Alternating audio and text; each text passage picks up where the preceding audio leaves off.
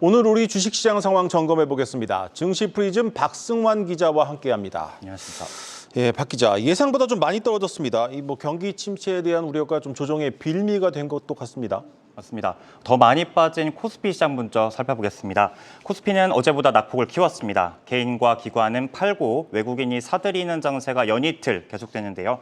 다만 매도 물량이 매수보다 많아서 지수를 끌어내린 것으로 분석됩니다. 역시 하락 마감한 코스닥은 개인의 순매수 가운데 외국인과 기관이 매도하는 장세가 이번 주 내내 이어졌습니다. 동학개미들은 오늘도 2천억 원이 넘는 주식을 모아들인 것으로 파악되는데요. 네. 개인들은 이번 한 주에만 코스닥에서 1조 4천억 원을 순매수했습니다. 지난 19일 기준 코스닥 시장의 신용거래 융자 잔고가 10조 원이 넘는 것으로 확인됐는데요. 소위 빅2가 늘어나는 모습입니다. 네, 시장은 좀 조정의 빌미를 찾고 있는데 빚내서 투자하시는 분들은 늘어난 것 같습니다. 이 신용거래 융자 잔고만 보면 증시 호황기라고 봐도 되겠습니다. 맞습니다.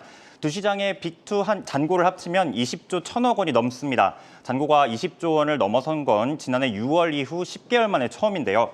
2020년 중반까지 줄곧 10조 원대에 머물던 신용융자 잔고는 증시 호황에 2021년 1월부터는 20조 원을 유지했습니다. 그러다 지난해 6월 글로벌 중앙은행들이 통화 긴축에 들어가면서 20조 원 아래로 떨어져서 그대로 머물러 있었죠.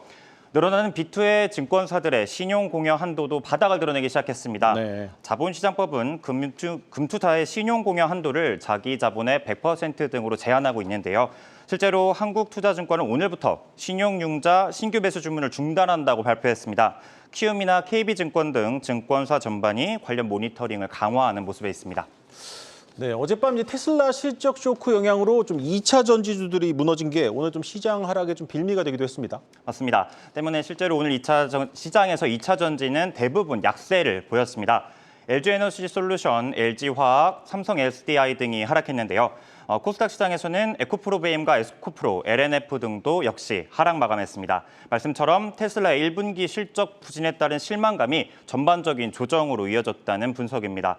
다만 외국인과 개인이 서로 다른 종목에 대해 순매수를 한 점은 눈에 띄는 부분입니다. 네. 중국 리오프닝 관련주들도 줄줄이 빠졌습니다. 윤 대통령이 다음 주 미국 방문을 두고 중국과의 긴장감이 높아졌기 때문으로 네. 분석되는데요. 아모레퍼시픽과 LG생활건강이 8%대, 그랜드코리아 레저와 파라다이스가 10%대 하락하는 등 화장품과 카지노 업종이 부진했습니다. 대부분 중국인이 주요 소비자라는 점이 공통점인데요. 때문에 FNF와 신세계 등 의류, 면세점줄도 하락을 면치 못했습니다. 네, 오늘 같은 장에서도 좀 분명 오른 종목은 있을 겁니다.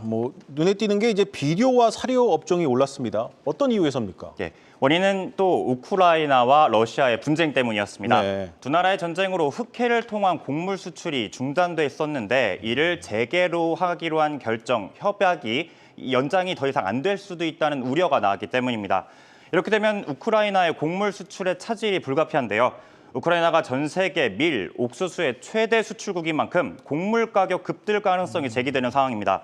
증시 전방이 위축된 가운데 비료와 사료주가 홀로 상승한 배경입니다. 비료주로 분류되는 누보는 상한가를 찍었고요. 효성 OMB도 10%대 상승세를 보였습니다. 사료주 가운데서는 한일 사료가 15% 올랐고요. 대한제당과 팜스토리 등도 강세를 보였습니다. 네, 어제는 러시아, 우크라이나 때문에 방산주가 좋았는데 오늘은 비료, 사료주가 좋았습니다. 이 설탕 가격이 올라서 주목을 받은 것도 있죠. 네, 소위 슈가플레이션 우려 때문인데요. 최근 설탕의 원료가 되는 원당 선물 가격이 급등하고 있습니다. 11년 만에 최고 수준이라고 합니다.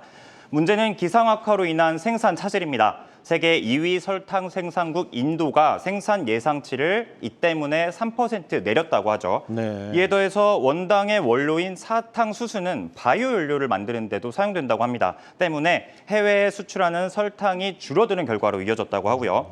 원재료가 품귀될 움직임에 대한제당은 오늘 8%대 오르며 거래를 마쳤습니다. 음식료업계는 지금 당장 미리 재고를 확보해둔 상황이라서 큰 염려는 없다는 입장이지만 사태가 길어지면 어떤 결과로 이어질지 관심이 모아지고 있습니다. 네, 환율도 한번 점검해 보겠습니다. 약해진 우리 경제의 체력을 보여주는 것 같아서 좀 씁쓸하긴 하지만 이 달러 약세에도 유독 원화 가치만 떨어지고 있습니다. 맞습니다. 우선 오늘 종가 기준 원달러 환율은 1,328원 이전입니다. 지난주보다 30원 가까이 오른 건데요. 네. 월요일 하루에만 10원 넘게 뛰더니 연이틀 7원대씩 오르면서 1,330원에 다가섰습니다. 어제 장중에는 지난해 11월 말 이후 5달 만에 최고치 상승률을 찍기도 했습니다. 2월 초 1,220원까지 빠졌던 환율은 계속해서 상승세를 거듭하는 모습입니다. 종가를 각 달마다 평균을 내보면요. 1월부터 매달 30원씩 오른 것으로 파악이 됩니다. 우리 수출을 책임지는 반도체 업황이 일단 나빠지고 있고요. 중국 리오프닝 효과도 생각보다 크지 않다는 판단에 경기가 가라앉는 게 아니냐는 걱정이 원화 가치 하락으로 이어진 겁니다.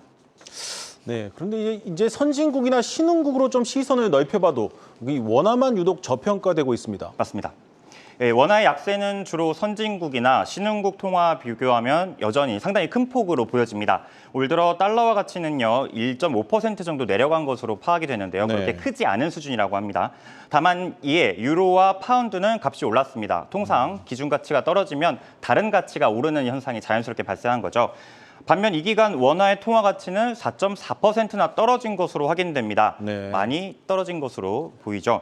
증권가에서는 최근의 원화 약세를 일종의 키 맞추기 현상이라고 분석하고 있습니다. 지난해 10월부터 올해 1월 말까지 워낙에 원화가 급격하게 평가 상승이 됐기 때문이라는 설명인데요. 2분기 최고 1,350원까지 등락을 거듭하다가 하반기부터 안정화에 접어들 것이라는 예상입니다.